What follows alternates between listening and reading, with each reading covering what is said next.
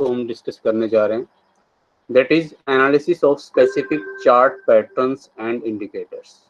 ठीक है, जब हम टेक्निकल एनालिसिस लास्ट जो डिस्कशन जो हमने पढ़ा तो उसमें 5 कैटेगरी में हमने कैटेगराइज किया था कि जो इसके टेक्निकल एनालिसिस के जो डिफरेंट टूल्स हैं जिसके बेस पर हम टेक्निकल एनालिसिस करते हैं, तो उसमें हमने डिफरेंट टाइप के चार्ट्स को देखा। फर्स्ट कैटेगरी में हमने रखा था चार्ट्स को। अगर मैं उनको एक बार फिर से बताऊं तो पहली कैटेगरी में हमने चार्ट्स एनालिसिस को लिया। ठीक है, दूसरी कैटेगरी में हमने लिया कि जो जनरल मूवमेंट्स मार्केट की होती है, ठीक है, जिसमें इलियट वेव थ्योरी या डाउ थ्योरी को हमने लिया। तो जनरल मूवमेंट्स किस तरह से होती है उसको हमने स्टडी किया। तीसरी कैटेगरी में हमने मूविंग एवरेज एनालिसिस को स्टडी किया। लास्ट लेक्चर में हमने इसी को डिस्कस किया था। और अब उसके बाद जो बाकी जो चौथे और पांचवें नंबर पर है वो है स्पेसिफिक चार्ट पैटर्न्स का एनालिसिस करना और एक मार्केट ब्रेड्थ एनालिसिस जिसमें ऑसिलेटर्स, इंडिकेटर्स, ये सब हम स्टडी करेंगे। तो देखते हैं जितना हमें टाइम अलाउ करेगा उसी के हिसाब से हम आगे बढ़ेंगे। तो आज उसी की ही चौथी कैटेगरी हम ले रहे हैं, specific chart patterns and indicators in technical analysis. मतलब ठीक है, चार्ट्स को हमने देख लिया किस तरह के चार्ट्स होते हैं, लेकिन उस चार्ट्स पर किस तरह के पैटर्न्स बन रहे हैं और वो पैटर्न्स हमें किस तरह का इंडिकेशन दे रहे हैं।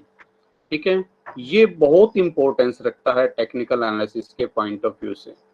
और ये जो टॉपिक है इस पर जरूर आपके शॉर्ट नोट्स है एग्जाम पॉइंट ऑफ व्यू से वो भी आते हैं। ठीक है, तो आप मेरे साथ साथ चाहें तो इनके नोट्स भी तैयार कर सकते हैं। ठीक है, तो उसी को आज हम डिस्कस कर रहे हैं। तो हमने लिया स्पेसिफिक चार्ट पैटर्न्स एनालिसिस।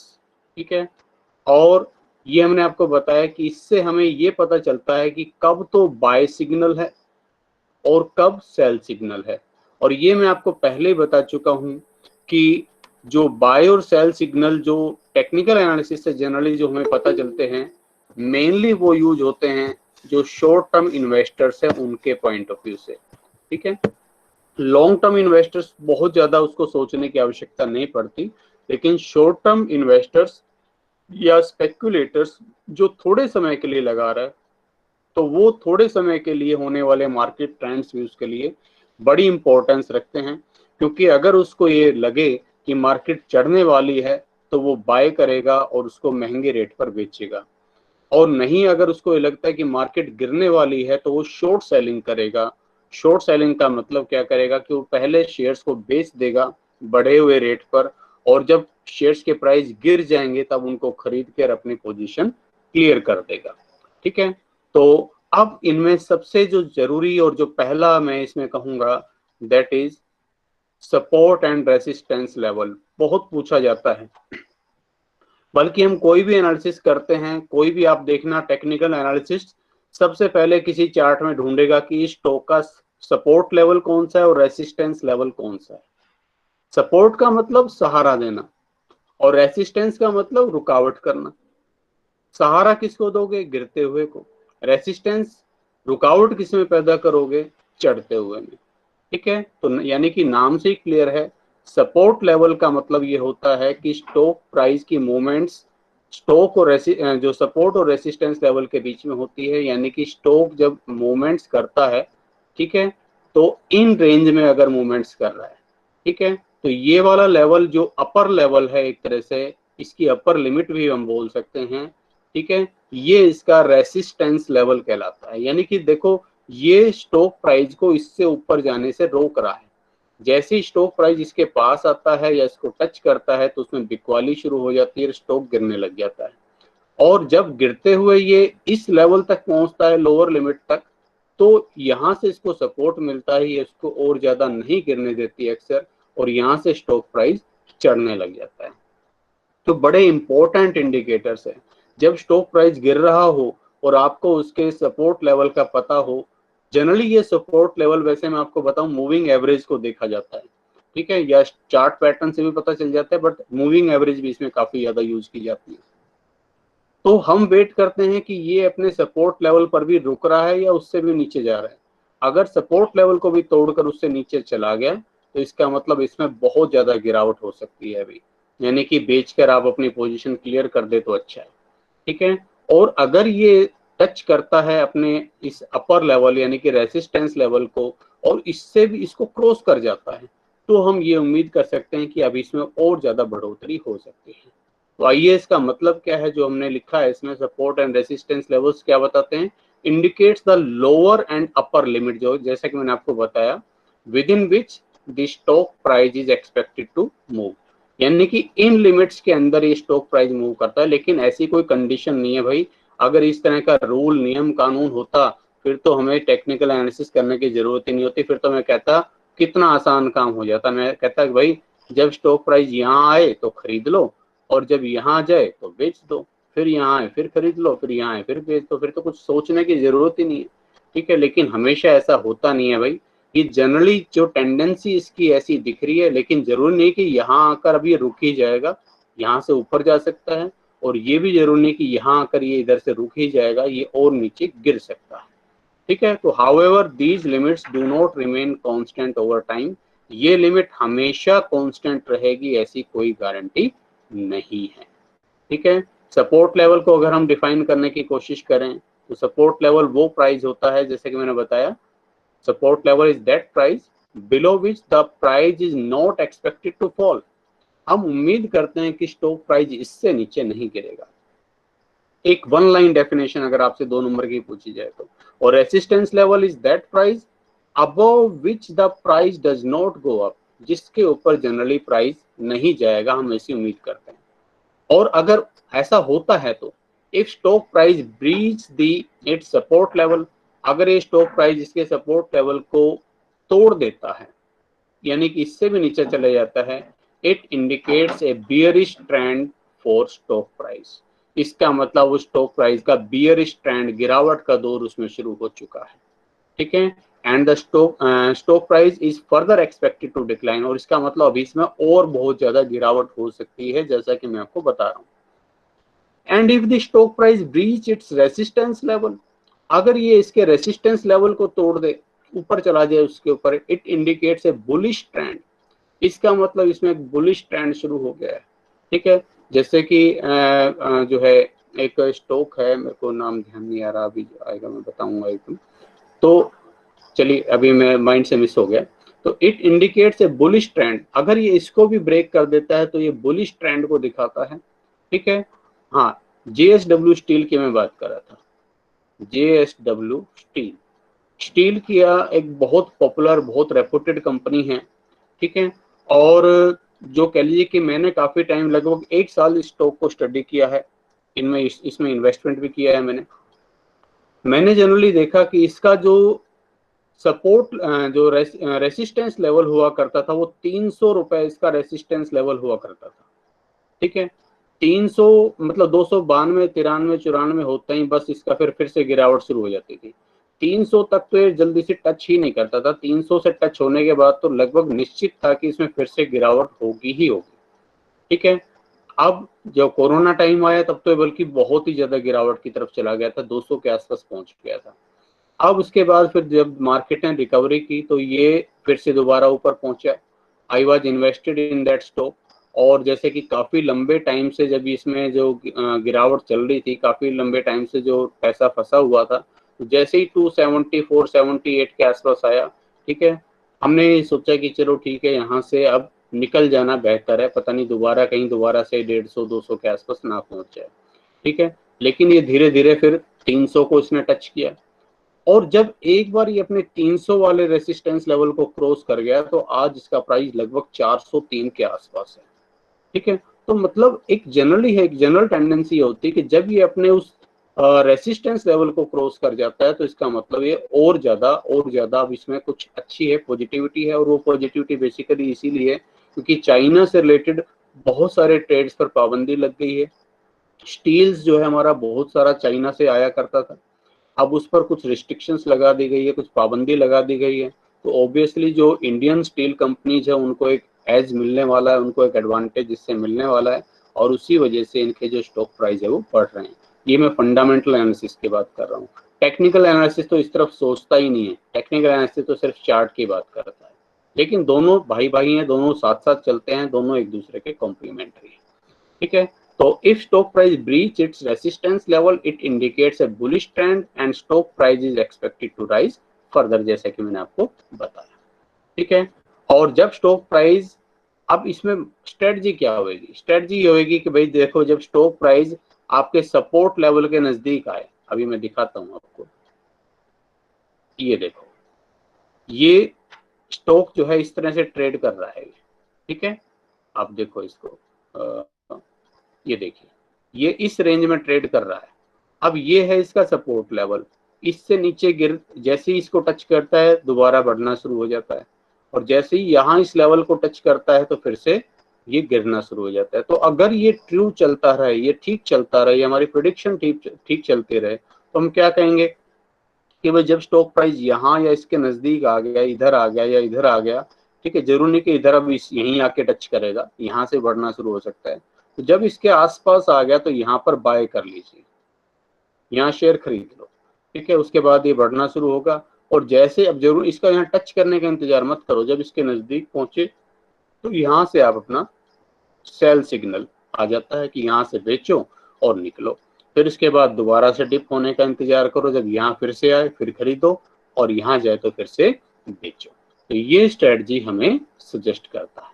ठीक है, when stock price touch or comes near to its support level, it indicates a buying opportunity, and if it is near to the resistance level, it suggests to the investors to sell the stock. और जैसा कि मैंने बताया, not true always, इस झांसे में मत रहना। ठीक है, जैसे मैंने अभी आपको एक प्रैक्टिकल एग्जांपल दिया ही, कि हमने जैसे जनरली मान लिया कि भाई 300 से तो ऊपर भैया जाना नहीं, 300 से ऊपर जाती फिर से गिरना शुरू हो जाएगा। लेकिन जरूर नहीं कि 300 से ऊपर ये ना जाए, हो सकता है 300 से पहले ही गिरने लग जाए। रेसिस्टेंस लेवल का मतलब ये नहीं होता 300 है तो 300 पर टकरा कर ही गिरेगा, हो सकता है 300 के नजदीक 295 के आसपास जाते हैं फिर से गिरावट का दौर शुरू हो जाए। ठीक है, तो रेसिस्टेंस लेवल का मतलब है कि भाई उसके आसपास जाने से पहले ही इसमें गिरावट शुरू हो जाएगी, या उसको टच करके गिरावट शुरू हो जाएगी। लेकिन अगर एक बार उसको क्रॉस कर गया तो फिर वो ट्रेंड लंबा खिंच सकता है। ठीक है, बुलिश ट्रेंड की तरफ मार्केट जा सकती है। ठीक है, तो ये हुए सबसे पहले हमारे indicators, these are support level and resistance level. दूसरा pattern, this is double bottom chart pattern. Double bottom, दो बॉटम। ठीक है, जैसे कि ये और फिर ये, जिसे आपने डब्ल्यू बना दिया। ठीक है, तो ये लिखा भी है, this chart pattern looks like English alphabet W. W की शेप का होता है। ठीक है, कैसा, पहले तो देखो, ये आपको साफ साफ नजर आ रहा होगा। ठीक है, देखिए अब जरा इसको, ये स्टॉक प्राइस इस तरह से मूवमेंट हुई, उसके बाद इसमें ये बड़ी सी गिरावट, उसके बाद कुछ रिकवरी, फिर उसके बाद फिर से उतनी ही बड़ी गिरावट या उसके नज़दीक की। ठीक है, तो दो बॉटम बनाए इसने, एक बॉटम ये, दूसरा बॉटम ये, और उसके बाद फिर से ऊपर चढ़ गया, वहीं पहुंच गया।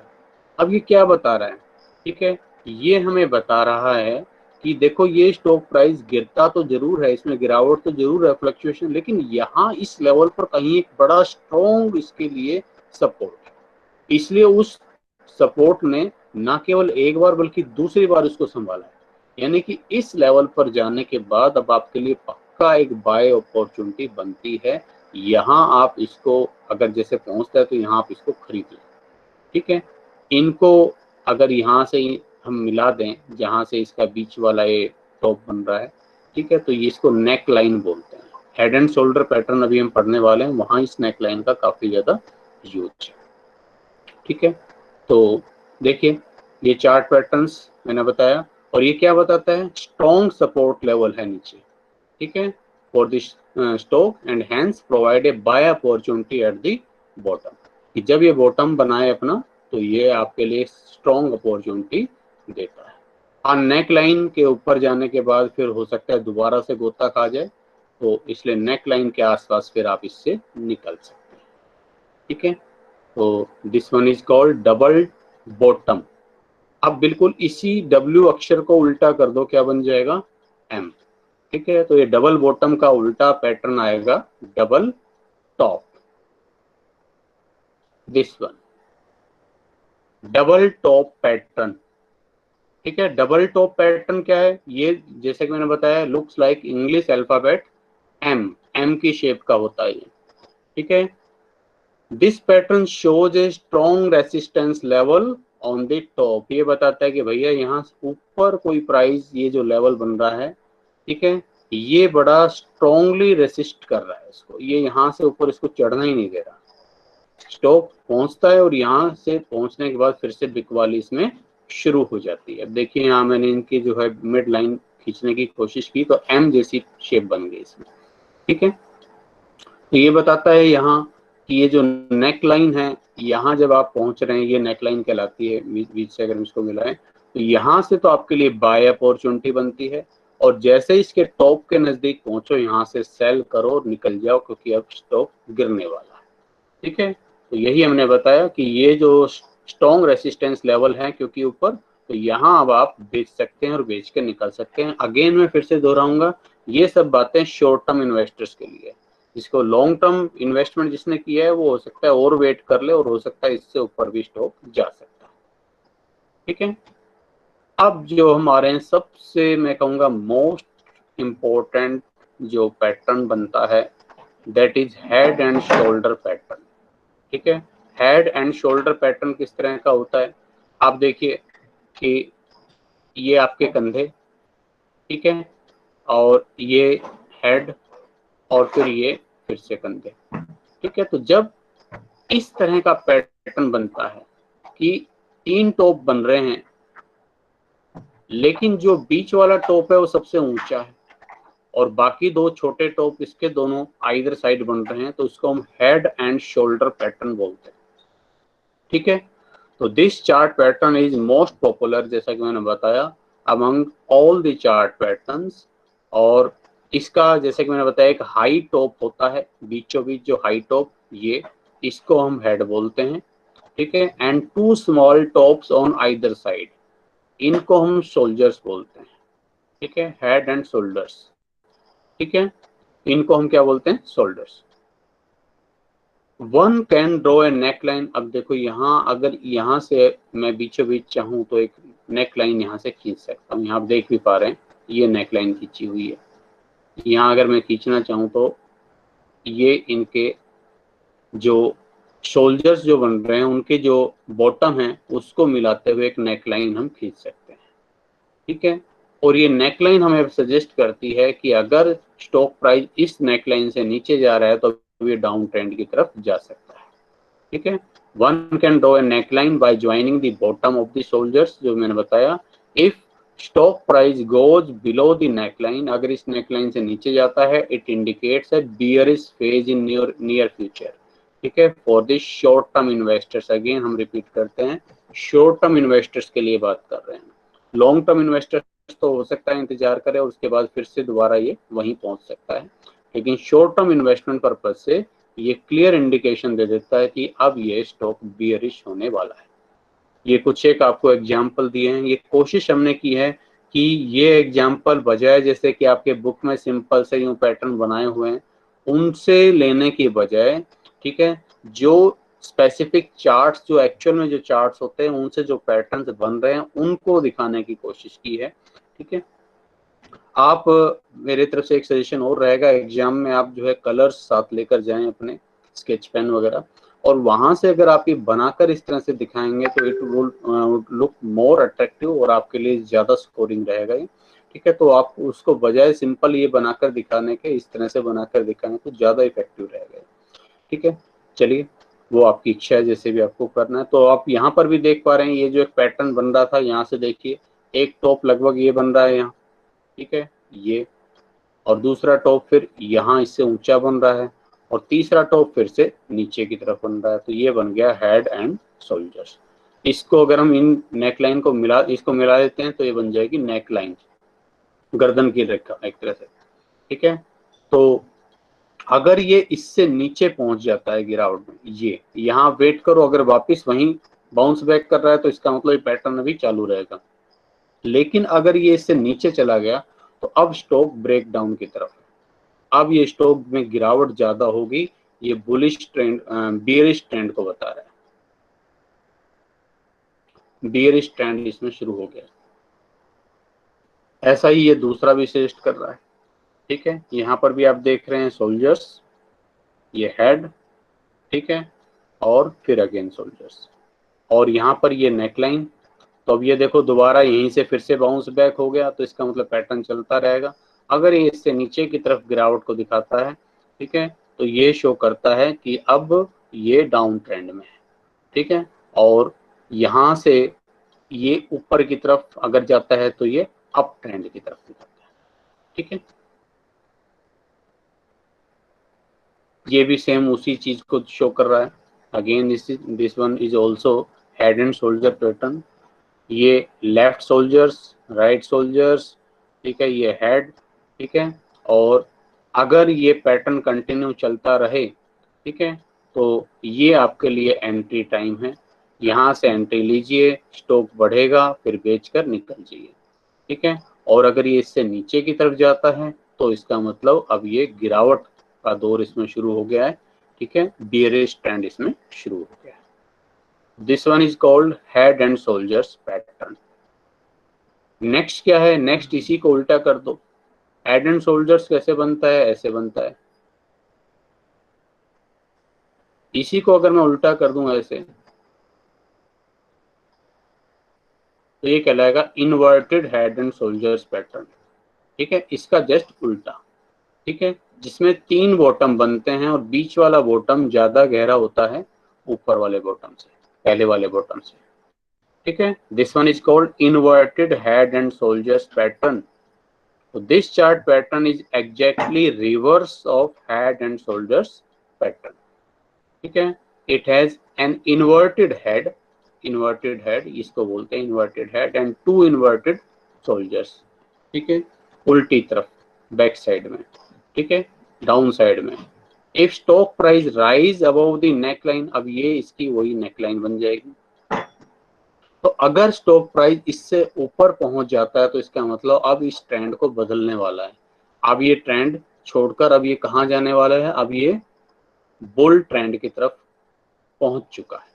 ठीक है, तो if stock price rise above the neckline, ठीक है, इट इंडिकेट्स बुलिश फेज। ठीक है, यानी कि आने वाले समय में एक बुलिश फेज आने वाला है। ठीक है, और ये अब आपको बाय सिग्नल को बताता है कि अब इस स्टॉक को आप खरीद सकते हो, क्योंकि ये अब अपने गिरावट वाले दौर से बाहर आ चुका है और अब ये बुलिश ट्रेंड की तरफ बढ़ रहा है। ये आप इस तरह से देख सकते हो। ये स्टॉक प्राइस यहाँ से चला था यहाँ ऊपर, उसके बाद इसने एक बड़ा सा गोता लगाया, नीचे गिरावट आई। उसके बाद थोड़ा बहुत इसमें करेक्शन देखने को मिली, लेकिन करेक्शन के बाद फिर से एक बड़ी गिरावट आई। ठीक है, उससे भी ज्यादा। उसके बाद फिर से इसमें कुछ करेक्शन नजर आई, लेकिन ये जो आपका बड़ा स्ट्रॉन्ग सा रेसिस्टेंस लेवल नजर आ रहा है, ठीक है, नेकलाइन जिसको बोल सकते हो, जो हेड एंड शोल्डर पैटर्न है उसकी जो नेकलाइन है वो काम करती है सपोर्ट लेवल का, और इन्वर्टेड जो है उसमें नेकलाइन काम करती है रेसिस्टेंस लेवल का, रुकावट का। ठीक है, लेकिन अगर एक बार इस रुकावट को पार कर जाता है, इसके ऊपर पहुंच जाता है, तो अब हम समझ सकते हैं कि ट्रेंड रिवर्सल की सिचुएशन आ गई है, ट्रेंड बदलने वाला है, यानी कि अब यहाँ पर ये बाय सिग्नल को बताता है। ठीक है, इसी को आप नेक्स्ट पिक्चर में भी देख पा रहे हो। ये तो आपका हेड एंड शोल्डर पैटर्न देख रहे हो, और ये inverted head and shoulder pattern, दोनों को अगर आप कंपैरेटिवली देखना चाहें तो। ठीक है, तो जब इसको ये क्रॉस करता है, ठीक है, तो उसके बाद देखो मार्केट बुलिश की तरफ पहुंच जाती है, और जब ये इसको क्रॉस करके आता है तो मार्केट में गिरावट शुरू हो जाती है, मार्केट बियरिश ट्रेंड की तरफ पहुंच जाती है। ठीक है, नेक्स्ट वन, अब यहाँ सीरियल नंबर कौन सा होगा ये तो मुझे ध्यान नहीं, शायद 5वां तो ये था, ये 6th हो गया आपका। आप नंबरिंग आप कर लेना भाई। तो higher top and higher bottom pattern. Higher top higher bottom का मतलब ऐसे जब स्टॉक चलता है, ये टॉप है इसका, अब अगला टॉप बनेगा इससे ऊपर, अगला टॉप इससे ऊपर, नेक्स्ट टॉप इससे ऊपर, ठीक है। और इसी तरह से जो लोअर है इसका बॉटम है, तो अगला बॉटम पहले वाले बॉटम से ऊपर, नेक्स्ट बॉटम इस पिछले वाले बॉटम से ऊपर। तो जब अगला टॉप पहले वाले टॉप के ऊपर है, अगला बॉटम पहले वाले बॉटम के ऊपर है, तो इसको हम बोलते हैं higher top higher bottom pattern. और ये क्या बता रहा है, ये तो साफ साफ इंडिकेट कर रहा है कि स्टॉक प्राइस में भैया कंटिन्यूसली जो बुलिश ट्रेंड की तरफ है, तेजी की तरफ है। ठीक है, इसमें स्टॉक प्राइस में काफी तेजी है, थोड़ी बहुत करेक्शन होती है, उसके बाद स्टॉक फिर से बढ़ता है, फिर करेक्शन होती है, स्टॉक फिर से तेजी से बढ़ता है। यानी कि यहाँ तो बड़ा आसान सा तरीका, अगर किसी स्टॉक में ऐसा पैटर्न दिख रहा हो तो आप जैसे ही स्टॉक डिप करे यहाँ पर खरीद लो, और फिर उसके बाद जैसे ही ये ऊपर पहुंचे यहाँ बेच दो। ठीक है, फिर इसके बाद यहाँ हर डिप पर आप खरीद लीजिए, बाय ऑन डिप।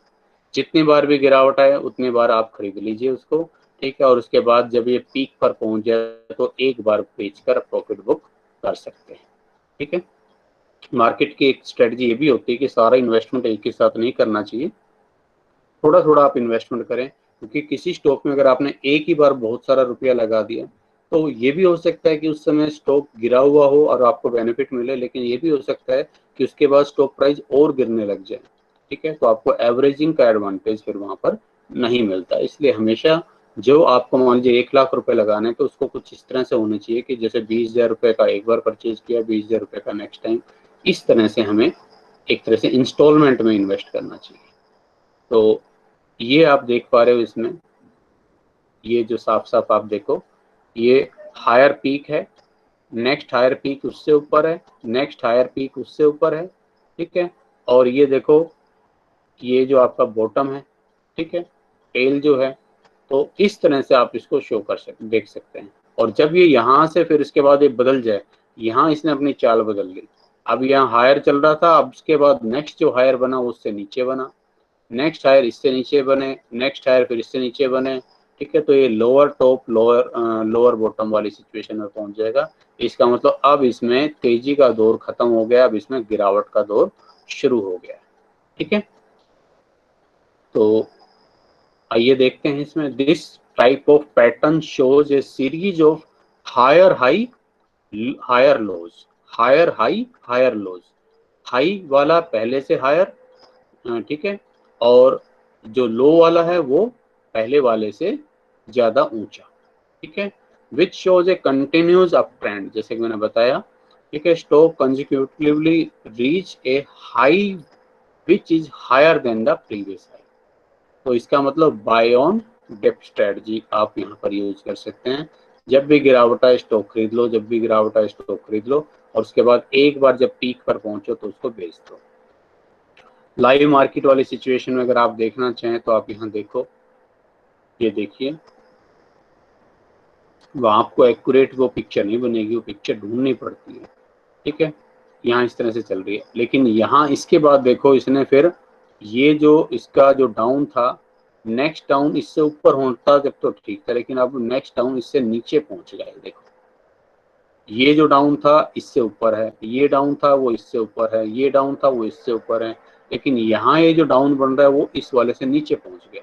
इसका मतलब अब यहाँ सही अगर ये ऊपर हो लेता तो ठीक था, यहाँ से अब ट्रेंड बदल चुका है। ठीक है, वरना यहाँ तक ये स्टॉक लगातार लगातार ऊपर चल रहा है। ठीक है, तो ये भी बड़ा एक सिंपल सा और आसान इंडिकेशन है। अगर आपको ऐसा कुछ नजर आए तो आपको देखना क्या है कि जो इस तरह की जो फ्लक्चुएलिटी बन रही है उसमें हाई को पकड़ो, हाई वाला पिछले वाले हाई से ज्यादा ऊंचा होना चाहिए, और जो लो बन रहा है बॉटम बन रहा है पिछले वाले बॉटम से ऊपर होना चाहिए। ठीक है, टॉप और बॉटम दोनों पिछले वाले टॉप और बॉटम से ऊपर होने चाहिए। और अगर स्टॉक डाउन ट्रेंड में होगा तो बनेगा इसमें lower top lower bottom pattern. ठीक है, this pattern shows a series of lower highs and lower lows. ठीक है, यानी कि स्टॉक जब इस तरह से चल रहा होता है, ये गिरा, ठीक है, इस तरह से, फिर और ज्यादा गिरावट, फिर और ज्यादा गिरावट, इस तरह से, तो अगला जो हाई बनता है वो पिछले वाले हाई से नीचे बनता है, अगला जो बॉटम बनता है वो पिछले वाले बॉटम से नीचे बनता है। तो ये बताता है कि स्टॉक प्राइस में एक लगातार गिरावट, कंटिन्यूस डाउन ट्रेंड चल रहा है, जैसे कि आप यहाँ देख पा रहे हैं। ये देखिए, ठीक है, इस तरह से। और जब ये इसको मूवमेंट्स को बदल लेगा, जब ये यहीं से मान लो चढ़ना शुरू हो जाएगा, इस तरह से ये शेप बदल लेगा, तो आप समझिए कि ये जो डाउन ट्रेंड वाली मूवमेंट्स है वो लगभग खत्म हो गई है और अब अपवर्ड मूवमेंट्स की तरफ ये बढ़ने वाला है। लेकिन ये सब मैंने बताया सिर्फ एक अंदाजे हैं ये, ठीक है। मार्केट किस तरफ चलेगी ये तो एक्चुअल में किसी को भी नहीं पता। अभी हम जो नेक्स्ट थ्योरी हम पढ़ेंगे रैंडम वॉक थ्योरी, वो यही बताती है कि मार्केट चलती कैसे है। मार्केट तो इन्फॉर्मेशन के बेस पर चलती है, मार्केट किसी एक पैटर्न को पकड़कर नहीं चलती। तो this pattern shows a series of lower highs and lower lows, ठीक है। और the stock consecutively reach a high which is lower than the previous high, ठीक है। जो हाई बनता है वो पिछले वाले हाई से नीचे, ठीक है। और जो लो बनता है, बॉटम बनता है, वो पिछले वाले बॉटम से नीचे बनता है, ठीक है। तो ये बताता है कि भाई स्टॉक डाउन ट्रेंड की तरफ है और सजेस्ट करता है कि भैया अगर आप स्टॉक में फंसे हुए हो, आपको निकलना है, तो जैसे ही ये बाउंस करता है उस बाउंस पर कुछ स्टॉक बेचो, इंतजार करो, सारा मत बेचो, हो सकता है सारा लॉस पर चला जाए, तो कुछ स्टॉक बेचते रहो, निकलते रहो वहां से, ताकि लॉस को कम किया जा सके। हाँ, अगर आप लॉन्ग टर्म इन्वेस्टर्स हो और कंपनी फंडामेंटली स्ट्रॉन्ग है, कोई प्रॉब्लम नहीं है, सिर्फ एक ये मार्केट ट्रेंड्स की वजह से प्रॉब्लम है, जैसे कोरोना इम्पैक्ट की वजह से हो रहा था, और कंपनी में अदरवाइज कोई दोष नहीं है, अदरवाइज कंपनी फंडामेंटली अच्छी है, तो आप उसमें बने रह सकते हैं, आप इंतजार कर सकते हैं। अगर आप लॉन्ग टर्म इन्वेस्टर्स हैं तो इस ट्रेंड के बदलने का इंतजार कर सकते हैं, ठीक है। तो ये था lower top lower bottom pattern, ठीक है। दो तीन इसमें और भी हैं, उनको लेते हैं, ठीक है। एक पैटर्न जो इसमें और मैं कराता हूँ, नंबरिंग पता नहीं कौन सी, 7वां पड़ेगा 8वां पड़ेगा, चलिए मैं अंदाजे से लिख रहा हूँ, 8th पैटर्न इसमें मैं लिख रहा हूँ, that is triangle pattern,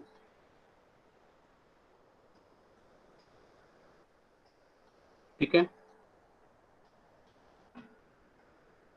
triangles, triangles कैसे बनते हैं? ट्राइंगल्स ऐसे बनते हैं भाई, त्रिभुज एक तरह से। अब ये ट्राइंगल किस शेप में बन रहा है, ठीक है। ये ट्राइंगल ऐसे बन रहा है या इस तरह से बन रहा है, ठीक है। ये भी हमें स्टॉक इंडिकेशंस को बताता है, ठीक है। तो ट्राइंगल पैटर्न्स दो तरह से बनते हैं, पहले मैं आपको बता दूं, फिर उसके बाद मैं एक्सप्लेन करता हूं उसको। एक होता है असेंडिंग ट्राइंगल,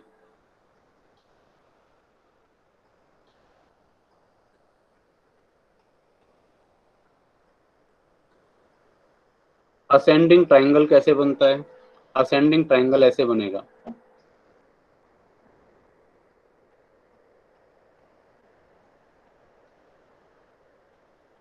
इसको मैं डाउनलोड नहीं कर पाया इसे, ये। अब देखो, अगर मैं इसको ऐसे मिलाने की कोशिश करूं तो एक ट्राइंगल सा बनता नजर आ रहा है, मतलब स्टॉक में मूवमेंट्स पहले ज्यादा है। देखो गौर से क्या हो रहा है, मूवमेंट्स पहले ज्यादा है, बाद में मूवमेंट कम होती जा रही है और बढ़ रहा है वो ऊपर की तरफ। इसे बोलते हैं असेंडिंग ट्राइंगल, ठीक है। और इसी तरह से एक होता है डिसेंडिंग ट्राइंगल, अभी फिर इसको डिस्कस करते हैं। स्टॉक में मूवमेंट्स पहले हाई है और धीरे धीरे वो कम होती जा रही है, लेकिन है वो डाउन साइड में। This one is descending triangle,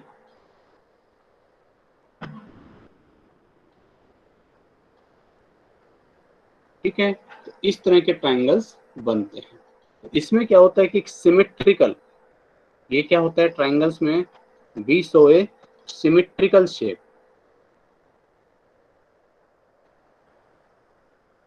symmetrical shape बनती है,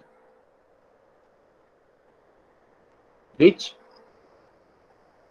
फ्रेम अ ट्राइंगल, जो एक ट्राइंगल की शेप को फ्रेम करता है, ठीक है। तो जब एक असेंडिंग ट्राइंगल, देखो पहले जरा एक बार सिमेट्री को देखें, सिमेट्री कैसे बनती है, आपने नॉर्मल कर्व को पढ़ा, ये इस तरह से इस शेप से चढ़ रहा है, इसी शेप से गिर रहा है, ठीक है। और अगर मैं कहूं कि भाई सिमेट्री बनाओ जरा। मैंने कहा कि ये ऐसे भाई, ठीक है,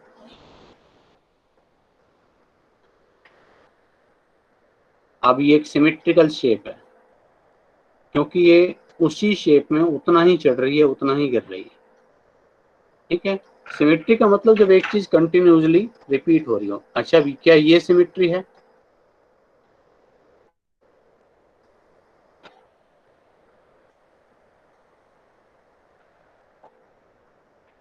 हाँ, ये भी सिमेट्री है क्योंकि ये कम हो रही है लेकिन उसी पैटर्न से उसी हिसाब से कम हो रही है, ठीक है।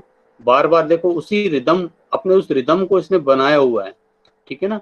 जो देखिए यहाँ चढ़ाव था, उसके बाद जैसे जैसे गिरावट हुई तो एक रेगुलरली एक गति के साथ ये गिरावट की तरफ जा रही है। तो जब मार्केट में जो प्राइस मूवमेंट्स एक सिमेट्रिकल वे में चलती है ना, एक सरगम फेम में चलती है, जैसे सरगम में हम करते हैं ना सारे गामा पा, ठीक है, यानी कि जो है एक जो उतार और चढ़ाव जो जिस तरह से जो आता है, तो एक सरगम बनाती हुई जब मार्केट प्राइस जब चल रहे होते हैं तो वो ट्राइंगल शेप कहलाती है। अब वो उतार की तरफ है, गिरावट की तरफ है या चढ़ावट की तरफ है, ठीक है, ये आपको देखना है। अब ट्रेंड्स का कैसे पता चलेगा? जब ये अपने इस सरगम को तोड़ दे, है ना, सारे गामा बोलते हुए बीच में हम कुछ एकदम से दूसरा ही वर्ड बोलते हैं, सारे पा बोल दें एकदम, ठीक है, तो जैसे ये चीज चेंज हो जाएगी, सारे पा हो जाएगा, यानी कि समझ जाओ कि ये ट्रेंड टूट गया, ये रिदम अब ब्रेक हो चुका है। और वो ब्रेक किस तरफ हुआ है? अगर ये सिमेट्रिकल मूवमेंट्स जो है किस तरफ थी, अगर अप ट्रेंड मूवमेंट्स थी, ये अप ट्रेंड्स की तरफ थी और ये इसको तोड़कर ऊपर चला गया, तो यानी कि अब ये ट्रेंड बदलकर बुलिश ट्रेंड की तरफ मार्केट चली गई। और अगर इसमें गिरावट ऐसे यूं चल रही थी, ठीक है, लेकिन एकदम से इसको जो है छोड़कर वो बिल्कुल नीचे चला जाता है, यानी कि अब ट्रेंड बदल गया है, गिरावट तेजी से होगी। और अगर इससे ऊपर चला जाता है तो ट्रेंड बदल गया है, अब मार्केट में रिकवरी होगी, ठीक है। इन लास्ट मैं इसको दोबारा से एक बार मैं बोलता हूँ, एक मिनट।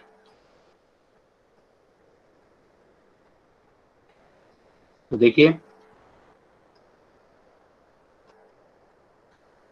ये एक सिमेट्रिकल ट्रेंड कंटिन्यूसली चल रहा है, लेकिन अगर ये ऐसे पहुंच जाता है तो ये बुलिश ट्रेंड की तरफ, और ये अगर बिल्कुल यहाँ चला जाता है तो अब ये बियरिश ट्रेंड की तरफ ले जा रहा है, ठीक है।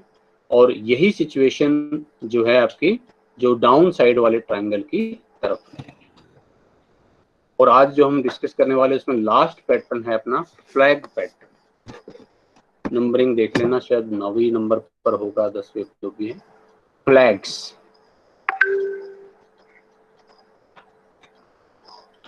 फ्लैग्स का मतलब एक तरह से यूं समझ लो, फ्लैग वहां बनता है जहां मार्केट थोड़ा सा आराम कर रही होती है, सांस ले रही होती है एक तरह से, ठीक है, तो उसको हम फ्लैग्स बोलते हैं, ठीक है।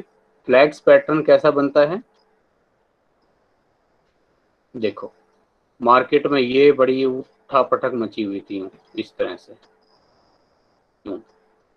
अब उसके बाद बीच में क्या हुआ, मार्केट ऐसे चली, मतलब थोड़ी देर सिमेट्रिकल वे में चली और एक निश्चित रेंज के अंदर चलती रही, इसे हम बोलेंगे फ्लैग्स, ठीक है। और फ्लैग्स हमें ये इंडिकेट देता है कि भैया रुको, wait and watch, wait and watch, कि बोलते हैं कहावत कि देखो ऊंट किस करवट बैठता है, तो अब यहाँ ऊंट की करवट किस तरफ होगी उसके लिए इंतजार करो और देखो। यानी कि अब इसके बाद जब ये मार्केट थोड़ा सा जो है विश्राम कर लेगी, तो अब उसके बाद वो देखो कि मार्केट नीचे की तरफ गिरती है या ऊपर की तरफ भागती है। यानी कि ये सिचुएशन बताती है कि अब इसके बाद ट्रेंड्स अप साइड में भी हो सकता है, डाउन साइड में हो सकता है। अगर इसके बाद मार्केट गिर रही है तो मार्केट में डाउन ट्रेंड शुरू हो गया है, अगर वो बढ़ावट की तरफ हो गई है तो मार्केट में फिर अप ट्रेंड शुरू हो गया है, ठीक है। तो फ्लैग शोज ए कंसोलिडेशन फेज, इसको अगर मैं थोड़ा सा टेक्निकल नाम दूं तो कंसोलिडेशन फेज, मार्केट एक कंसोलिडेट कर रही है, मार्केट बड़ी तेजी से चढ़ रही थी या बड़ी तेजी से गिर रही थी, और अब इसने जो है दोबारा एक इस तरह का पैटर्न शो किया। अब जरा इस तरह से समझो किस तरह से ये काम करेगी मार्केट। पहले हम देखते हैं अप ट्रेंड की मार्केट जो है, जिसमें हायर टॉप हायर बॉटम बन रहा था ऐसे, ठीक है। और ये बनते बनते फिर इसने क्या शुरू किया, इसने ऐसे शुरू कर दिया यूं। यहां तक क्या है, यहाँ है higher top higher bottom pattern, लेकिन यहां इसने शो किया फ्लैग मार्केट कंसोलिडेशन। अब अगर इसके बाद दोबारा से फिर ये शुरू हो गया तो इसका मतलब ये अप ट्रेंड कंटिन्यू रहेगा। लेकिन अगर इसने शुरू कर दिया इसके बाद ये वाला ट्रेंड दिखाना शुरू कर दिया तो भैया ट्रेंड बदल चुका है। अब लोअर टॉप लोअर बॉटम या और इसी तरह का वो ट्रेंड्स इंडिकेशन आ गया है जो बताता है कि मार्केट अब गिरावट की तरफ है। तो फ्लैग्स एक्चुअल में कंसोलिडेशन फेज को बताता है। इन्वेस्टर्स के लिए इंडिकेशन है अगर एक स्टॉक प्राइस कंटिन्यूसली एक ही लिमिट के अंदर ट्रेड हो रहा हो बार बार बार बार, ध्यान से ये बहुत इंपॉर्टेंट है और ये प्रैक्टिकली लागू भी हुआ है। मैं आपको काफी सारे इस तरह के एग्जांपल दे सकता हूँ। तो अगर एक स्टॉक को आप देखो कि कंटिन्यूसली वो उसके उसी लिमिट के अंदर ही अंदर चल रहा है, वो ना अप जा रहा है ना डाउन जा रहा है, तो इसका मतलब या तो वो स्टॉक बहुत तेजी से भागने वाला है ऊपर की तरफ या फिर बहुत तेजी से फिर वो गिरने वाला है, ठीक है। तो ये एक बड़ा इंपॉर्टेंट फेज है, इसलिए वहां पर आप इन्वेस्टमेंट करते टाइम थोड़ा सा सतर्क रहें। इन्वेस्ट करें तो थोड़ा सा डिप में धीरे धीरे आप इन्वेस्ट करें, और निकल रहे हैं मार्केट से तो भी धीरे धीरे निकले, क्योंकि नेक्स्ट ट्रेंड क्या होगा वो अब अभी प्रिडिक्ट करना बड़ा मुश्किल है, ठीक है। और जैसे ही फिर इस सपोर्ट और रेसिस्टेंस लेवल से आगे या ऊपर या नीचे जब जाती है मार्केट तो फिर वो दोबारा से एक नया ट्रेंड सेट करती है। तो इन आज हमने डिफरेंट टाइप के पैटर्न्स को स्टडी किया।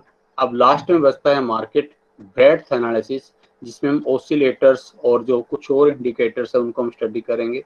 जितना मैंने छोटा लिमिटेड इसको समझा था उतना रहा नहीं, ठीक है, टाइम ये काफी ले गया, बट कोई बात नहीं। चलिए एक हमने कोशिश की है जो है एक जो इसका जो इंडिकेटर्स है टूल्स है उस पर हमने एक पूरा दिन लगभग दिया है, ठीक है। तो नेक्स्ट टाइम हम जो नेक्स्ट लेक्चर होगा उसमें मार्केट ब्रेडथ एनालिसिस पढ़ेंगे और उसमें डिफरेंट टाइप के ऑसिलेटर्स को हम समझेंगे, ठीक है।